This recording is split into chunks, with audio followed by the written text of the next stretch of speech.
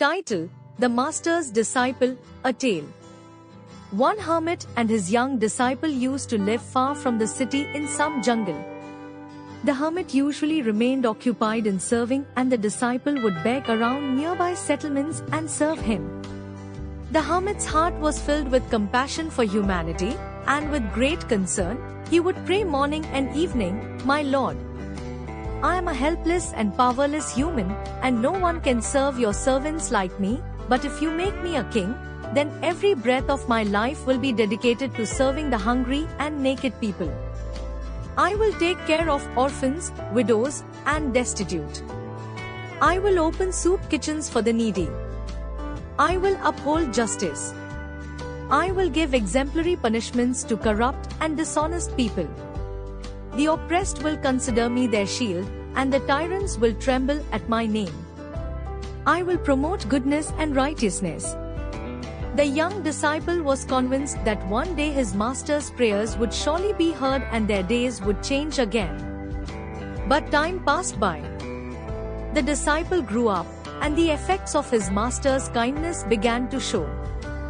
Gradually, differences started to emerge in the disciple's beliefs, to the extent that when the hermit raised his hands to pray, instead of sitting near him, the disciple would sit a few steps away and begin his prayer in a subdued voice, "My Lord, now my master has grown old. His hair has turned white. His teeth have fallen, and his vision has become weak. Now he appears closer to the grave than the throne. If you do not wish to make a good-hearted man a king, then make me a king. I promise that every action of mine will be contrary to my master's wishes. I solemnly pledge to make the deserving more deserving, the helpless more helpless, and the oppressed more oppressed. I will serve thieves and dacoits. I will humiliate the honorable and elevate the dishonorable. I will support dishonest people."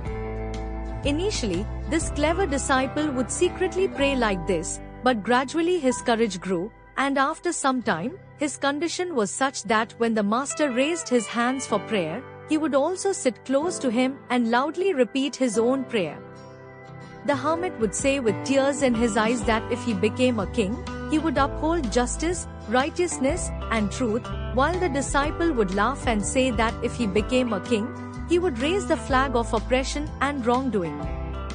The hermit would say that his treasure would benefit the poor and needy, and the disciple would say that he would impose heavy fines on them. Sometimes the hermit would scold him and start beating him with a stick, but despite his traditional obedience, the disciple continued to stick to his position. Then the same thing happened as it used to happen in the old days. That is, the king took charge of the country, and several claimants to the throne came against each other with drawn swords in the battlefield. The far-sighted minister gathered all the claimants overnight and proposed that now there was only one way left to save the country from war, and that was to close all the city gates and accept the first person who knocked on the eastern gate as the king. This proposal was accepted by unanimous consent. Then it happened that instead of turning towards a small village to beg for alms, the disciple set off towards the government's direction. In the early morning, he knocked on the eastern gate of the city. The guards opened the door and greeted him, leading him in the form of a procession towards the royal palace. As soon as the new king was seated on the throne, he issued a decree that all the beggar, and ascetics in his kingdom should be arrested without delay.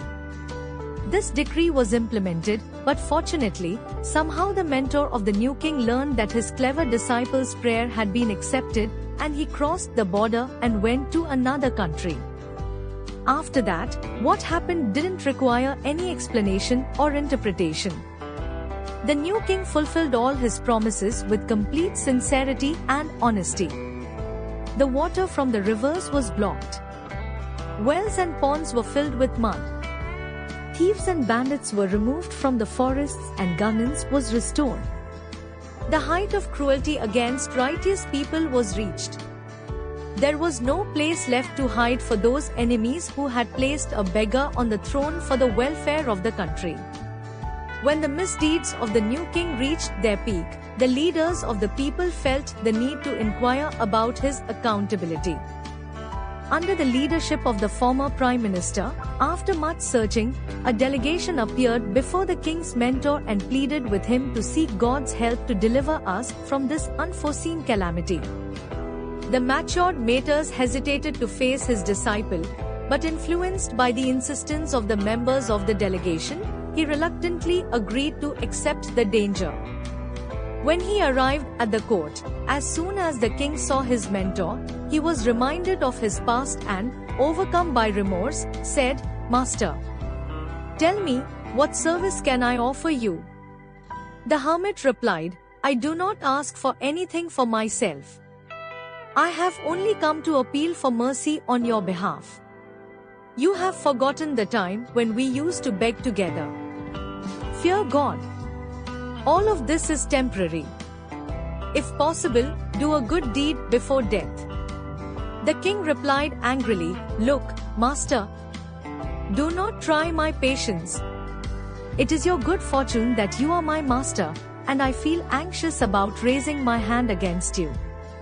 You can curse me to your heart's content, but for God's sake, do not advise me to show kindness to those people. Do you remember that we used to pray together at the same time? Then why was your prayer not accepted, and why did fate make me a king? If those people had been worthy of God's rewards or better behavior, you would have become their king. But they were unfortunate. They did not have the decency of good and evil, and fate made me a king to punish their evil deeds. Now, I will continue my program until my last breath. If fate shows mercy to them and my days are complete, then so be it, otherwise I will not be at fault."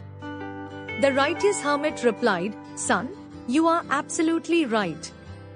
If those people were deserving of a reward or better treatment from fate, my lifelong prayers would not go in vain.